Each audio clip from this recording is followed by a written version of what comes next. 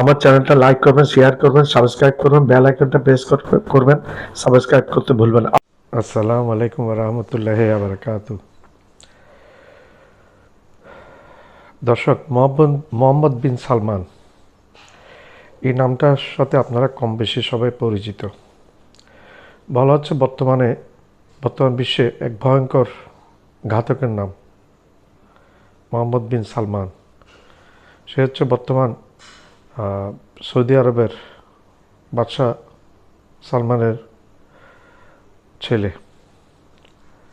তার এই ক্ষমতা আসার পথটা খুব মসৃণ ছিল না এবং খুব রক্তক্ষয়ী ছিল, যেটা আমরা জানতে পারি সে রাজ পরিবারের অনেক সদস্যকে সে গ্রেপ্তার করেছে এবং তাদেরকে শোনা যায় তাদের ব্যাংক অ্যাকাউন্ট পর্যন্ত তার নামে লিখিয়ে নিয়েছে এবং তাদেরকে অনেক মানসিক এবং শারীরিকভাবে নির্যাতন করেছে। কাউকে নাকি শোনা যায় উল্টা করে লটকিয়ে নির্যাতন করেছে, এরকমও শোনা যায়। সেটা আমার কথা না, যে এগুলা নিউজ মিডিয়ার খবর, যেটা আমরা শুনি আর কি, শুনেছি।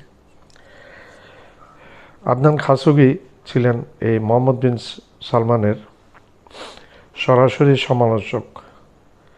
এই খাশোগি সৌদি দূতাবাসে ঢুকছে, জানে না যে পর মুহূর্তে তার মৃত্যু হবে এবং তার মৃত্যুটা খুব করুণভাবে হবে। এবং হয়েছে, সেখানে ভিতরে এক ঘাতক টিম, মোহাম্মদ বিন সালমানের ভিতরে একদল ঘাতক টিম আগে থেকে অবস্থান করছিল, মজুদ ছিল 11 জন না 15 জনের। এই আদনান খাশোগি ঢুকার পরে তাকে ইঞ্জেকশন দিয়ে বেহোশ করে হয়েছে এবং তাকে হত্যা করে, শুধু হত্যা করে নেই শোনা যায়, সেটা হত্যা করে তার লাশটা টুকরো টুকরো করে হয় জ্বালিয়ে ফেলেছে, নাহলে এসিড দিয়ে গলিয়ে নিরুদ্দেশ কোনো জায়গায় ফেলে দেওয়া হয়েছে, মাটির ভিতরে হয়তো করে ঢুকিয়ে দেওয়া হয়েছে। এটা আমার বক্তব্য না, এটা আমেরিকার গোয়েন্দা সংস্থার রিপোর্ট। এর মেন কিলিংয়ের মেন হোতা হচ্ছে মোহাম্মদ বিন সালমান বলে আমেরিকার গোয়েন্দা সংস্থাও রিপোর্ট দিয়েছে। সে তার পথের কোনো কাঠাকে রাখবে না, তার কোনো সমালোচককে রাখবে না, এটাই তার একটা এরাদা, তামান্না, তার ইচ্ছা। এই বর্তমানে যেই একটা বিশ্বযুদ্ধ লাগার পথে দ্বার প্রান্তে আছে ইরান, আমেরিকা, ইসরায়েল, এই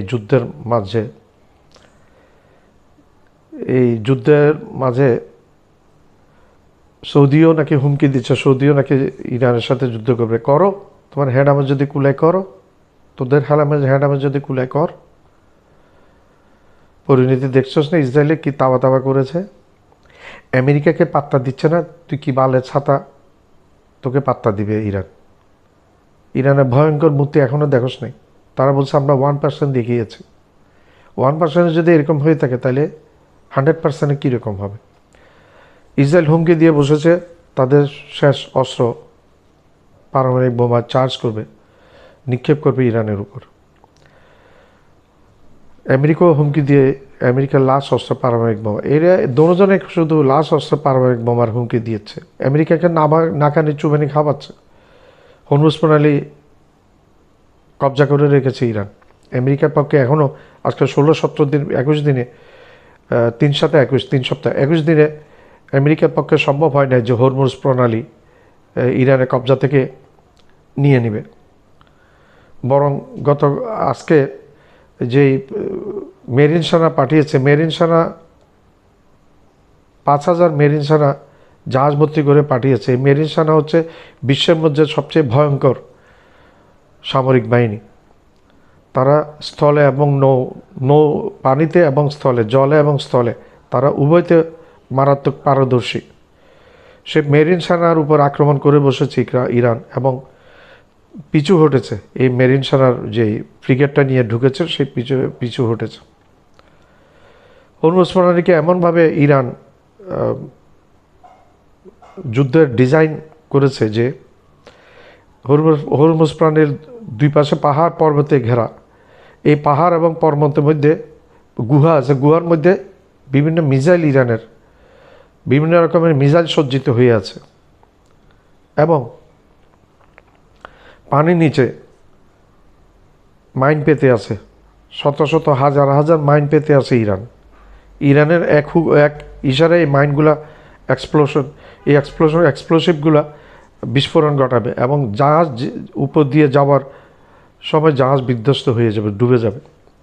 যার কারণে আমেরিকা সাহস করছে না এখনও হরমুজ প্রণালী ইরান থেকে ছিনিয়ে নেওয়ার, এবং রীতিমতো ধমকি দিচ্ছে ইসরায়েল এবং আমেরিকা যে পারমাণবিক বোমা মারবে, পারমাণবিক বোমা ফেলবে ইরানের উপর। আমেরিকা এবং ইসরায়েলের ভুলে যাওয়া উচিত না যে you both are not only the nuclear state in this world. তোমরা দুইজন ভুলে গেলে চলবে না, তোমরা শুধু একাই নিয়ে পারমাণবিক বোমার অধিকারী নাও এই দুনিয়াতে। পাকিস্তান পারমাণবিক বোমার অধিকারী, ভারত পারমাণবিক বোমার অধিকারী, রাশিয়া পারমাণবিক বোমার অধিকারী, চীন পারমাণবিক বোমার অধিকারী, ফ্রান্স পারমাণবিক বোমার অধিকারী, তারপর উত্তর কোরিয়া একটা ভয়ঙ্কর পারমাণবিক শক্তিশালী দেশ, 80-90টি নাকি বোমা তার কাছে আছে, মিসাইল সমৃদ্ধ। উত্তর কোরিয়া ইসরায়েলের হুমকির প্রতিবাদে উত্তর কোরিয়া বলছে ইরান চাইলে আমরা যে কোনো সময় মিসাইল ইরানের কাছে পাঠাতে পারি, এটা প্রকাশ্যে বলছে। কিন্তু গোপনে যে ইরান পারমাণবিক বোমা বানায় নাই তার কি প্রমাণ? ইসরায়েল যখন হুমকি দিয়েছে ইরানিরা কোনো কথা ডিরেক্টলি বলে না, তারা গোপনে রাখে এবং আকারে ইঙ্গিতে বোঝাতে চেষ্টা করে। অত্যন্ত চালাক একটা জাতি বিশ্বের মধ্যে, তারা আরবি না, গদ্দপ মার্কা না, তারা পার্সিয়ান জাতি, অত্যন্ত চালাক এবং ব্রেন রাখে, ক্ষমতা রাখে। ইরানেরা বলেছে তোমরা আমাদেরকে পারমাণবিক বোমা মারবে, আমরা তো তাহলে আমাদেরকে শেষ অস্ত্র তোমাদের উপর, আমাদেরকে শেষ অস্ত্র প্রয়োগ করতে হবে আর কি। যদি হিন্দিতে একটা কথা আছে, আকালমানকে নিয়ে ইশারা কাফি। আমেরিকার প্রেসিডেন্ট এই গদ্দপ ট্রাম্প এবং ইসরায়েলের মোটা মাথার নেতানিয়াহু, এই দুইটা গদ্দপের যদি কাণ্ডজ্ঞান ন্যূনতম থাকে, এখন শোনা যাচ্ছে নেতানিয়াহু বেঁচে আছে, এই দুইটা গদ্দপের যদি ন্যূনতম কাণ্ডজ্ঞান থাকে তাহলে ইরানের ইশারা কিন্তু বুঝতে হবে। ইরান আন্তঃমহাদেশীয় ব্যালিস্টিক ক্ষেপণাস্ত্র পরীক্ষা আজকে থেকে 2 মাস আগে করেছে, রাশিয়া সাইবেরিয়ার উপর মেরেছে এবং নিখুঁতভাবে টার্গেটে আঘাত করেছে। এই মারার, রাশিয়া সাইবেরিয়াতে ইরান থেকে মারার এই অনুমতিটা ভ্লাদিমির পুতিন রাশিয়ার প্রেসিডেন্ট থেকে নিয়েছে এবং তার অনুমতিক্রমে এই টেস্টটা সম্পন্ন করেছে। 10,000, 11,000, 12,000 কিলোমিটার দূরে গিয়ে আঘাত করেছে নির্ভুল জায়গায়। ইরান যদি এই IBM international ballistic missile, intercontinental বলে, ইন্টারন্যাশনাল বলে, ইন্টারকন্টিনেন্টাল ব্যালিস্টিক মিসাইল যদি তার মাথায় যদি নিউক্লিয়ার ওয়ারহেড লাগিয়ে দেয় এবং সেটা আমেরিকাতে কয়েক মিনিটের মধ্যে আমেরিকায় গিয়ে সেটা মূল টার্গেটে আঘাত করতে পারবে। ইতিমধ্যে আমেরিকা ভয় পেয়েছে, FBI নাকি একটা রিপোর্ট দিয়েছে ডোনাল্ড ট্রাম্পের কাছে যে ইরানের একটা জাহাজ অলরেডি প্রস্তুত হয়ে আছে কাছে গিয়ে আমেরিকার, ওইখানে অত্যাধুনিক ড্রোন এবং অত্যাধুনিক মিসাইল সমৃদ্ধ করা আছে, ওই জাহাজের মধ্যে ভরপুর করা আছে। এবং এটা California, Los Angeles, New York City, Washington DC এবং যেখানে যেখানে ট্রাম্পের এবং ইহুদিদের সম্পদ যেখানে আছে সেখানে আঘাত করতে পারবে। ট্রাম্পকে ইতিমধ্যে আমেরিকার গোয়েন্দা সংস্থা এবং আমেরিকার সামরিক বাহিনী বলেছে যে আমাদের পক্ষে সম্ভব নয় ইরানের এই ইরানের কামিকাজি ড্রোনকে ইন্টারফেয়ার করা এবং ইরানের অত্যাধুনিক মিসাইলকে ইন্টারফেয়ার করা। এগুলি কোনো না কোনোটা এসে আঘাত করবে, পেন্টাগনে আঘাত করতে পারে, আমেরিকা যে কোনো জায়গায় আঘাত করতে পারে। এটা একটা ভয় ঢুকে গেছে আমেরিকার। এখন ডোনাল্ড ট্রাম্পের অবস্থায় যে ছেড়ে দে বা কেঁদে বাঁচি, আমি আবার মূল প্রসঙ্গে আসি। ডোনাল্ড ট্রাম্পও হুমকি দিয়ে বসেছে পারমাণবিক বোমা শেষ অস্ত্র ব্যবহার করবে, এবং ইসরায়েলও হুমকি দিয়ে বসেছে। সেই হুমকির জবাবে আমরা বলতে চাই, বিশ্ববাসী বলছে যে তোমরা শুধুমাত্র পারমাণবিক শক্তির অধিকারী না, চীনও পারমাণবিক শক্তির অধিকারী, রাশিয়া পারমাণবিক শক্তির অধিকারী। রাশিয়া তোমাদেরকে সফল হতে দিবে না, রাশিয়া চীন তোমাদেরকে সফল হতে দিবে না। তোমরা পারমাণবিক আঘাত করার সাথে সাথেই চায়না অবশ্যই আঘাত করে বসবে, কারণ চায়না পুরো স্বার্থ জড়িত ইরানের মধ্যে। চায়নার মেজর কোয়ান্টিটি 90 to 100% তেল আসে ইরান থেকে, এই হরমুজ প্রণালী হয়ে। তো এই তোমাদেরকে এত সহজে আসতে দিবে না, তোমাদেরকে এত সহজে কামিয়াব হতে দিবে না রাশিয়া, এবং চীনও দিবে না তোমাদেরকে কামিয়াব হতে। অলরেডি তোমরা পদে পদে, ইসরায়েল এবং আমেরিকা পদে পদে ইরানের কাছে মার খাচ্ছে। মার খেয়ে এখন হরমুজ প্রণালী কীভাবে উদ্ধার করবে সেটা পারমাণবিক অস্ত্রের সমাধান না, বিশ্বকে শেষ করে দিবে পারমাণবিক। ইসরায়েল অথবা আমেরিকা পারমাণবিক বোমা ডেটোনেট করলে, আঘাত করলে ইরানকে সাথে সাথে নিউক্লিয়ার উত্তর কোরিয়া প্রথমেই আঘাত করবে। সে ডিক্লেয়ার করে রেখেছে একটা পারমাণবিক মিসাইল তার জন্য যথেষ্ট, ইসরায়েলকে দুনিয়ার মানচিত্র থেকে মুছে দেওয়া। এবং বলেছে আমার ম্যাক্সিমাম 80 to 85% মিসাইল আমার আমেরিকার দিকে তাক করা আছে। 19-20 দেখলে আমি এগুলো মিসাইল ট্রিক করব, প্রথমে চাপ দিব এবং আমেরিকার মেন ভূখণ্ডে আঘাত করবে। আমেরিকার শত্রু দুনিয়াতে, সারা দুনিয়াতে এখন আমেরিকার শত্রু হয়েছে। ইউরোপিয়ানরা এই যুদ্ধে অংশগ্রহণ করবে না হরমুজ প্রণালী দখল করার জন্য, তারা সাফ বলে দিয়েছে ন্যাটো। স্পেন তো আরও পরিষ্কার করে বলেছে আমরা আমেরিকার দাস নই, আমেরিকা এই যুদ্ধে জড়িয়েছে, আমেরিকা বুঝবে সেটা। একই কথা জার্মানও বলেছে, এবং ব্রিটেন এগিয়ে আসবে না, কারণ ব্রিটেন বুঝতে পারেছে ইরানের সামরিক ক্ষমতার। ইরানকে এখন আঞ্চলিক শক্তি বললে হবে না, ইরান একটা আন্তর্জাতিক শক্তি হয়ে গেছে, শক্তিধর রাষ্ট্রে পরিণত হয়ে গেছে। বেশি 19-20 করলে ইরানি ক্ষেপণাস্ত্রে গিয়ে ইউরোপ তছনছ করবে, ইউরোপের মেন জায়গা তছনছ করবে। ইরানের কাছে সবগুলা ম্যাপ, সবগুলা লোকেশন একেবারে নখদর্পণ আছে, রাশিয়া এবং চায়না প্রতিনিয়ত সরবরাহ করছে। এই ম্যাপ ধরে ধরে আমেরিকার ইন্টারেস্ট জায়গাতে আঘাত করেছে। ইরান আমেরিকার যে 5টা দেশে, আরব দেশে যে ঘাঁটি আছে আমেরিকার, সবগুলো তছনছ করে দিয়েছে ইরান। এখন দুবাইতে যে আমেরিকার ইন্টারেস্ট, আমেরিকার সাথে শেখেরা যে যৌথ প্রতিষ্ঠানগুলো করেছে, এগুলো তছনছ করছে। আমি আবার পূর্বের প্রসঙ্গে এসে যাই। মোহাম্মদ বিন সালমান, বাদশাহ সালমানের পুত্র, ক্রাউন প্রিন্স, তাকে এবং সৌদিকে কিন্তু ইরান ছাড়বে না। ইরান নজরে নিয়ে নিয়েছে সৌদি আরবকে। সৌদি আরব হুমকি দিয়ে বসেছে। সৌদি আরবের বোঝা উচিত ছিল ইরানের কাছে পরাজিত হচ্ছে এখন আমেরিকা এবং ইসরায়েলের মতো মহাশক্তিধর দেশ। সৌদিকে তছনছ করে দিবে, রাজতন্ত্র থাকবে না, ইরানের হাতেই রাজতন্ত্র ধ্বংস হবে। মিডল ইস্টের যে 5-6টা দেশ, সৌদি আরব, কাতার, বাহরাইন, ওমান, জর্দান, এই 5টা দেশের রাজতন্ত্র ইরানের কাছেই ধ্বংস হবে, এবং এখানে রাজতন্ত্র থাকবে না। আমরা আখেরি দিনের কথা হাদিস থেকেও বুঝতে পারি যে এখানে রাজতন্ত্র আর বিধান থাকবে না, পতন হয়ে যাবে আরবের পতন, এই রাষ্ট্রগুলোর পতন ইরানের হাতে হবে। এবং হাদিস আমরা দেখেছি, খোরাসান থেকে একদল কালো পতাকাবাহী একদল লোক আসবে, যাদেরকে কেউ আটকাই রাখতে পারবে না। সেটা আর কেউ না, সেটা ইরানি জাতি। এই 5টা দেশ, সৌদি আরব, ইরান, কাতার, ওমান, আরব আমিরাত, জর্দান, এই 5টা দেশ তারা প্রকৃত মুসলমান না, তারা মুনাফিক।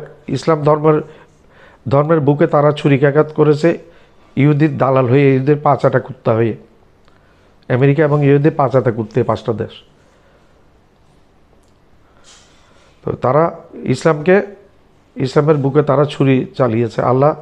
ইসলাম ধর্ম আল্লাহর মনোনীত ধর্ম, এটা আল্লাহ নিজে স্বয়ং ডিক্লেয়ার করেছে। আল্লাহর মনোনীত ধর্মকে আল্লাহ রক্ষা করবে। তো এই মোহাম্মদ বিন সালমান, তাকে ছাড়বে না, সৌদি আরবকেও ছাড়বে না ইরান। তাবা তাবা করে ছাড়বে, ওইখানে রাজতন্ত্রের উচ্ছেদ হবে।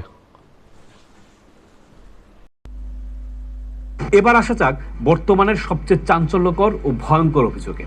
ইরানের ওপর যে বিধ্বংসী হামলা চালানো হলো এবং তাদের সর্বোচ্চ নেতা আয়াতুল্লাহ আলী খামেনিকে হত্যা করা হলো, তার পেছনে কলকাঠি নেড়েছেন স্বয়ং এনবিএস। ওয়াশিংটন পোস্টের ইনভেস্টিগেশনে উঠে এসেছে, যুবরাজ গত কয়েক মাস ধরে প্রেসিডেন্ট ডোনাল্ড ট্রাম্পকে ব্যক্তিগতভাবে প্ররোচিত করে আসছিলেন। জনসমক্ষে তিনি ইরানের সাথে কূটনৈতিক সম্পর্কের নাটক সাজালেও গোপনে তিনি ট্রাম্পের কানে বিষ ঢেলেছেন। তার যুক্তি ছিল, এখনই ইরানকে ধ্বংস না করলে তারা আমাদের অস্তিত্ব মুছে দেবে। ইসরায়েলের সাথে গোপন আতাত করে এমবিএস মার্কিন প্রশাসনকে এই আত্মঘাতী যুদ্ধে ঠেলে দিয়েছেন। অথচ যখন মার্কিন হামলা শুরু হলো, তিনি ভণ্ডামির চরম সীমায় গিয়ে ঘোষণা করলেন সৌদি আরবের আকাশসীমা ব্যবহার করতে দেওয়া হবে না। এই দ্বিমুখী চাল কেন? বিশ্ব রাজনীতিতে, বিশ্ব মঞ্চে তিনি এক আধুনিক ত্রাতা। টাইম ম্যাগাজিনের প্রচ্ছদে তার উজ্জ্বল উপস্থিতি, সিলিকন ভ্যালিতে মার্ক জাকারবার্গের সাথে তার হাস্যোজ্জ্বল সেলফি, কিংবা লন্ডনের রাজপথে তার জন্য বসানো হয় লাল গালিচা। মোহাম্মদ বিন সালমান বা এমবিএস নিজেকে প্রমাণ করতে চান একবিংশ শতাব্দীর শ্রেষ্ঠ সংস্কারক হিসেবে। তিনি সৌদি নারীদের হাতে গাড়ির স্টিয়ারিং তুলে দিয়েছেন, মরুভূমির বুকে নিয়ম নামে এক কাল্পনিক শহরের স্বপ্ন দেখাচ্ছেন। কিন্তু এই গ্ল্যামারের আড়ালে কি লুকিয়ে আছে? আলোকোজ্জ্বল রিয়াতের অলিগলি পেরিয়ে যখন আমরা রাজপ্রাসাদের অন্দরে চোখ রাখি, তখন দেখা যায় এক ভিন্ন দৃশ্য। সেখানে কোনো সংস্কার নেই, আছে কেবল ভয়। সেখানে কোনো উন্নয়ন নেই, আছে কেবল ক্ষমতা দখলের রক্তাক্ত খেলা। চলুন তো একটু খুঁজে দেখি কিভাবে একজন উচ্চাকাঙ্ক্ষী রাজপুত্র বিশ্ব অর্থনীতি আর তেলের দাবার খুঁটি ব্যবহার করে দুনিয়ার সবচেয়ে বিপজ্জনক ব্যক্তিতে পরিণত হয়েছে। 2017 সালের 4 নভেম্বর রিয়াদের সবচেয়ে বিলাসবহুল হোটেল রিটজ কার্লটনকে রাতারাতি একটি জেলখানায় রূপান্তরিত করা হলো। এটি ছিল এমবিএস এর প্রথম বড় শোডাউন। দুর্নীতির বিরুদ্ধে লড়াইয়ের নামে তিনি আটক করলেন নিজের আপন চাচাতো ভাই, বিশ্বের অন্যতম ধনী প্রিন্স আল ওয়ালিদ বিন তালাল সহ শত শত রাজপুত্র ও ব্যবসায়ীকে। বিভিন্ন আন্তর্জাতিক গণমাধ্যমের অনুসন্ধান বলছে, এই জেলখানায় কাউকে আটকে কোনো বিচারিক প্রক্রিয়ার তোয়াক্কাই করা হয়নি। মূলত এসব বন্দীদের বন্দী করা হয়েছে মুক্তিপণ আদায় বা কোনো ব্যবসায়িক ফায়দা লুটতে। আটক ব্যক্তিদের ওপর চালানো হয়েছিল মানসিক নির্যাতন। মার্কিন গোয়েন্দা রিপোর্ট এবং প্রত্যক্ষদর্শীদের মতে বন্দীদের ঘুমাতে দেওয়া হতো না, উল্টো করে ঝুলিয়ে রাখা হতো এবং তাদের ব্যাংক অ্যাকাউন্ট ও সম্পদের নিয়ন্ত্রণ যুবরাজ সালমানের নামে লিখে দিতে বাধ্য করা হতো। এমবিএস কেবল বাইরের শত্রুদের নয়, নিজের পরিবারকেও রেহাই দেননি। তার পথে বাধা হতে পারেন এমন সকল রাজপুত্রকে তিনি হয় গৃহবন্দী করেছেন, না হয় গুম করে দিয়েছেন। এমনকি নিজের মাকেও তিনি বছরের পর বছর গৃহবন্দী করে রেখেছিলেন বলে অভিযোগ রয়েছে, যাতে তিনি বাদশাহ সালমানের ওপর কোনো রকমের কোনো প্রভাব বিস্তার করতে না পারেন। নিজের সিংহাসন পাকাপোক্ত করতে যে ব্যক্তি নিজের রক্তকে রেয়াত করে না, সে বহির্বিশ্বের জন্য কতটা ভয়ঙ্কর হতে পারে তা বুঝতে বিশেষজ্ঞ হওয়ার কোনো প্রয়োজন হয় না।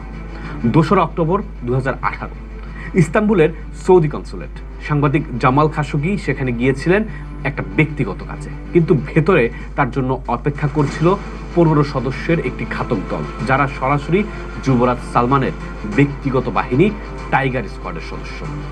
খাশোগিকে কেবল হত্যাই করা হয়নি, তার মৃত্যু ছিল অত্যন্ত পৈশাচিক। বিভিন্ন আন্তর্জাতিক গণমাধ্যমের অডিও ট্রান্সক্রিপ্ট এবং গোয়েন্দা তথ্য বলছে তাকে জীবিত অবস্থায় ইঞ্জেকশন দিয়ে অবশ করার চেষ্টা করা হয় এবং এরপর তার দেহ টুকরো টুকরো করার জন্য ব্যবহার করা হয় একটি বিশেষ হাড় কাটার করা। যে যুক্তরাষ্ট্র সালমানের মিত্র, সেই যুক্তরাষ্ট্রেরই গোয়েন্দা সংস্থা সিআইএ পর্যন্ত তাদের চূড়ান্ত রিপোর্টে নিশ্চিত করেছে এমবিএস এর সরাসরি আদেশ ছাড়া এই অপারেশন পরিচালনার সাহস কারণে। খাশোগি ছিলেন যুবরাজের একনায়কতন্ত্রের আয়না। সেই আয়নাকে ভেঙে চুরমার করে এমবিএস বার্তা দিয়েছিলেন, আমি আইন, আমি আদালত, আমার বিরুদ্ধে কলম ধরলে তার পরিণতি হবে এই করা। আজও খাশোগির দেহের অবশিষ্টাংশ খুঁজে পাওয়া যায়। ধারণা করা হয় তা অ্যাসিডে গলিয়ে দেওয়া হয়েছে কিংবা পুড়িয়ে ফেলা হয়েছে। এটি কি কোনো আধুনিক রাষ্ট্রের কাজ? রাজপ্রাসাদের ভেতরের খুনের নেশা যখন সীমান্তে গিয়ে পৌঁছালো, তখন শুরু হলো ইয়েমেন যুদ্ধ। এমবিএস এর নেতৃত্বে সৌদি জোট ইয়েমেনের ওপর ঝাঁপিয়ে পড়ল। 2015 সাল থেকে 2026 এক দশকের বেশি সময় ধরে চলা এই যুদ্ধে ইয়েমেন আজ ধ্বংসস্তূপ। হিউম্যান রাইটস ওয়াচের তথ্য অনুযায়ী সৌদি বিমান বাহিনী নির্বিচারে হাসপাতাল, স্কুল, বিয়ের অনুষ্ঠান, এমনকি জানাজায়ও বোমা ফেলেছে। হাজার হাজার শিশু মারা গেছে পুষ্টিহীনতায়। এমবিএস চেয়েছিলেন কয়েক সপ্তাহের মধ্যে ইয়েমেন দখল করে নিজেকে এক মহান সেনাপতি হিসেবে প্রতিষ্ঠিত করতে, কিন্তু তার সেই ইগো বা অহমিকা জন্ম দিয়েছে বিশ্বের বৃহত্তম মানবিক সংকটে। আজ ইয়েমেনের প্রতিটি শিশুর চোখের জলে এমবিএস এর উচ্চাকাঙ্ক্ষার অভিশাপ লেগে আছে। কিন্তু পশ্চিমারা কি তাকে থামিয়েছে? না, কারণ এমবিএস জানেন তেলের দাম আর অস্ত্রের অর্ডার দিয়ে কিভাবে ওয়াশিংটন আর লন্ডনের বিবেক কিনে নিতে হয়। এবার আসা যাক বর্তমানের সবচেয়ে চাঞ্চল্যকর ও ভয়ঙ্কর অভিযোগে। ইরানের ওপর যে বিধ্বংসী হামলা চালানো হলো এবং তাদের সর্বোচ্চ নেতা আয়াতুল্লাহ আলী খামেনিকে হত্যা করা হলো, তার পেছনে কলকাঠি নেড়েছেন স্বয়ং এমবিএস। ওয়াশিংটন পোস্টের ইনভেস্টিগেশনে উঠে এসেছে, যুবরাজ গত কয়েক মাস ধরে প্রেসিডেন্ট ডোনাল্ড ট্রাম্পকে ব্যক্তিগতভাবে প্ররোচিত করে আসছিলেন। জনসমক্ষে তিনি ইরানের সাথে কূটনৈতিক সম্পর্কের নাটক সাজালেও গোপনে তিনি ট্রাম্পের কানে বিষ ঢেলেছেন। তার যুক্তি ছিল, এখনই ইরানকে ধ্বংস না করলে তারা আমাদের অস্তিত্ব মুছে দেবে। ইসরায়েলের সাথে গোপন আতাত করে এমবিএস মার্কিন প্রশাসনকে এই আত্মঘাতী যুদ্ধে ঠেলে দিয়েছেন। অথচ যখন মার্কিন হামলা শুরু হলো, তিনি ভণ্ডামির চরম সীমায় গিয়ে ঘোষণা করলেন সৌদি আরবের আকাশসীমা ব্যবহার করতে দেওয়া হবে না। এই দ্বিমুখী চাল কেন? কারণ তিনি চেয়েছিলেন যুক্তরাষ্ট্র আর ইসরায়েল মিলে তার চিরশত্রু ইরানকে শেষ করে দিতে, আর তিনি নিজে মুসলিম বিশ্বের কাছে নিরপেক্ষ ইমেজ ধরে রাখুন। কিন্তু সত্য লুকানো যায়নি। ইরানের প্রতিশোধমূলক হামলার পর তার মুখোশ খুলে পড়েছে। যখন মধ্যপ্রাচ্য জুড়ে যুদ্ধের দাবানল চলছে, তখন যুবরাজ তার প্রাসাদে বসে হয়তো নতুন কোনো ষড়যন্ত্রের ছকাচ্ছেন, যেন তিনি একজন ম্যানিপুলেটর। মোহাম্মদ বিন সালমান কি আধুনিক সৌদি আরবের ত্রাণকর্তা, নাকি তিনি আধুনিক বিশ্বের সবচেয়ে বিপজ্জনক স্বৈরাচার? আল জাজিরার মতো আন্তর্জাতিক গণমাধ্যমগুলোর অনুসন্ধান বলছে এমবিএস এক বহুমুখী ব্যক্তিত্ব। তিনি একদিকে গণতন্ত্রের কথা বলেন, অন্যদিকে অন্ধকারে শানিত করেন হাড় কাটার করা। তিনি তেলকে অস্ত্র হিসেবে ব্যবহার করে বিশ্ব নেতাদের জিম্মি করে রেখেছেন।